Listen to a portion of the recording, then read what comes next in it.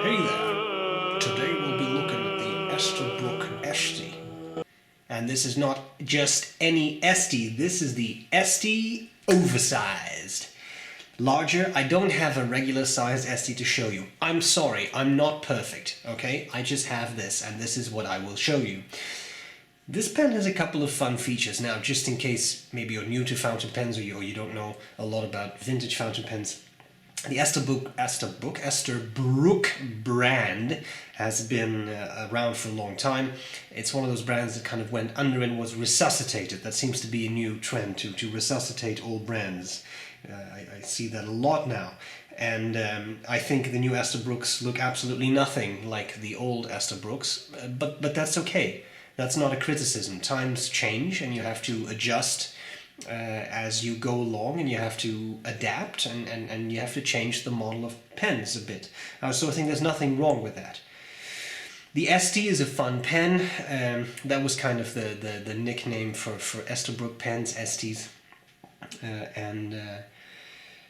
So there is a regular Estie and then there is an Estie Oversized, and I personally like that, liking a somewhat bigger pen. It's also relatively affordable.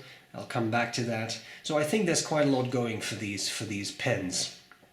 One thing that I should point out right now is that there is an optional accessory which you can purchase. It's not supplied with the pen, and that allows you to use vintage Esterbrook nibs on these pens, which I think is quite cool. That gives you a bit more of a range of options, because the Esterbrook nibs are known to be quite nice.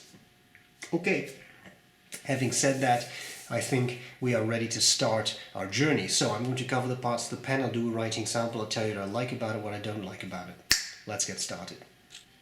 Okay, the Estie. This is the purple silver. That's not this model, but I just want to show you this box, cloth covered. Very interesting, very tactile. Esterbrook, established 1858, but this is not an 1858 pen. A box. This is, yes, I thought it opened that way. America's original, reborn. And then it opens up into this fluffy little bed. Da-da-da-da-da-da. Okay. This does not come out. I thought it did, but it didn't. I was wrong. I'm so sorry. Now, let's look at the pen, because the box is quite simple, and you know what? Oh, that was a horrid sound. Oh, I'm so sorry. I'm so sorry. That upset me. That's what you're here for. Not the box, but the pen. Here you see the pen in comparison vis-a-vis a Pilot Parallel. I don't have a Lamy Safari right now, so this is how it's going to be. And you see it's quite a big and somewhat girthy pen, which I really like. I like a somewhat oversized pen. What can I tell you about it? Well, not a whole lot. It's an Esterbrook. It's a revamped, revived Esterbrook. It's a nice acrylic. It's a pen. Let's cover the parts of the pen. Finial, same material as the cap, quite nice. Here you have a clip. The clip is, there's no features on it, but it is nice and springy, which I love. Nice, simple Esterbrook logo on the cap, and that is it. Now we have the barrel. The barrel tapers down, all the way down there. And I will say, I find this a very attractive material. It's a bit autumnal. I like it. Very nice colors, and you know what, in my mind, a good acrylic. There's really nothing wrong with that. It's a pretty stable material, and you can get some really nice effects on it. And in this case, I think it's beautiful. It worked out really well in my mind, so I like that. Pen opens up by unscrewing.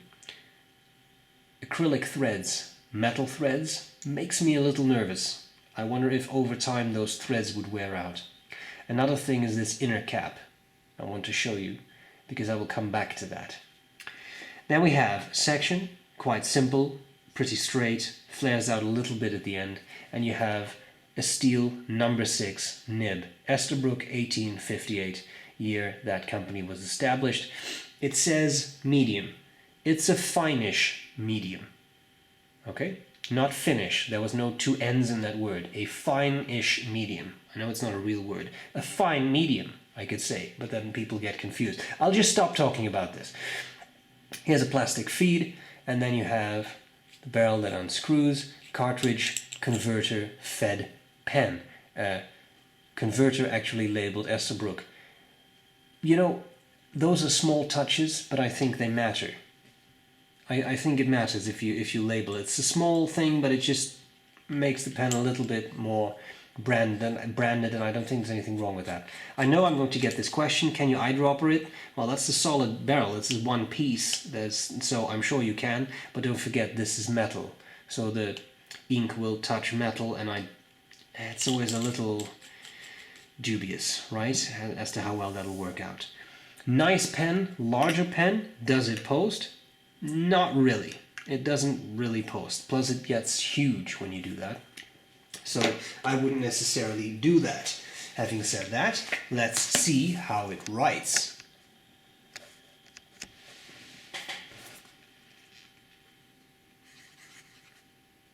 What kind of E is that?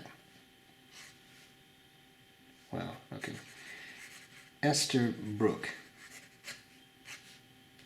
Let's see if I can reproduce that. Oh, it's only getting worse. Oh no. Anyway, oversized.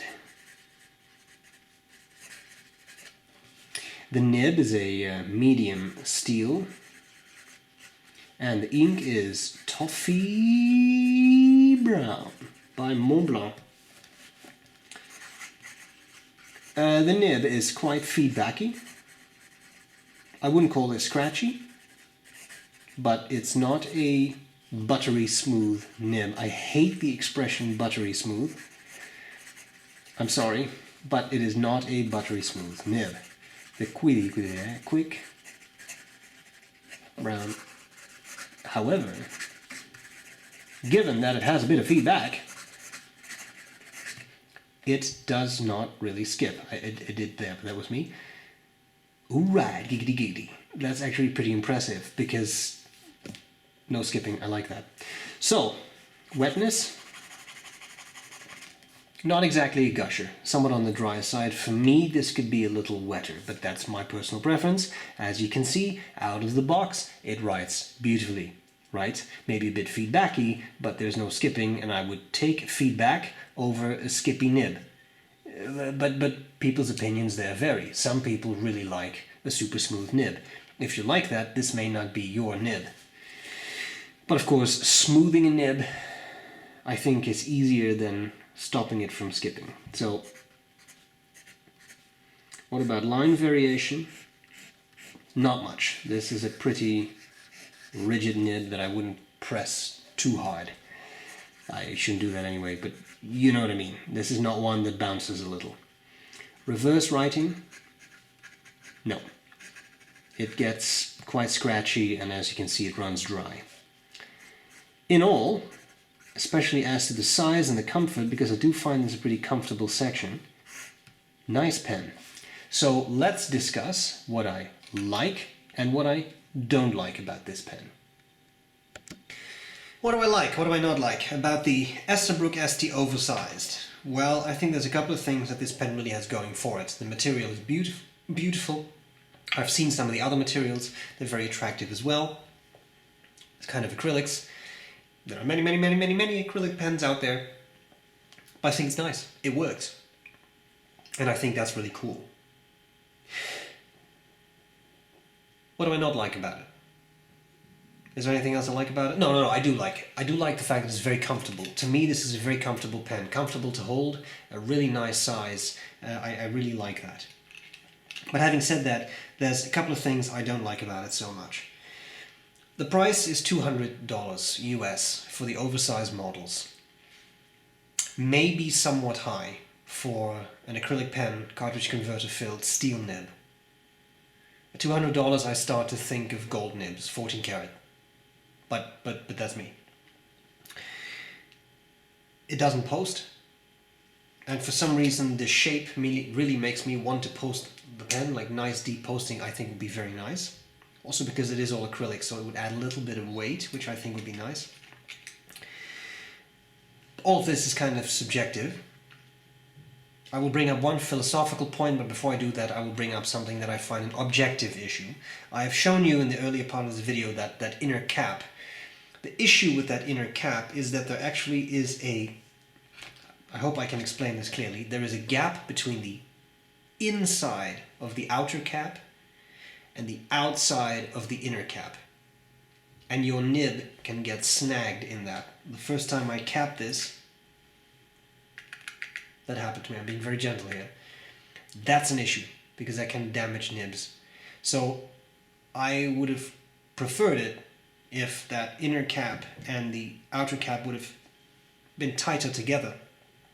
I like the idea of an inner cap. It prevents the pen from drying out. I understand all of that.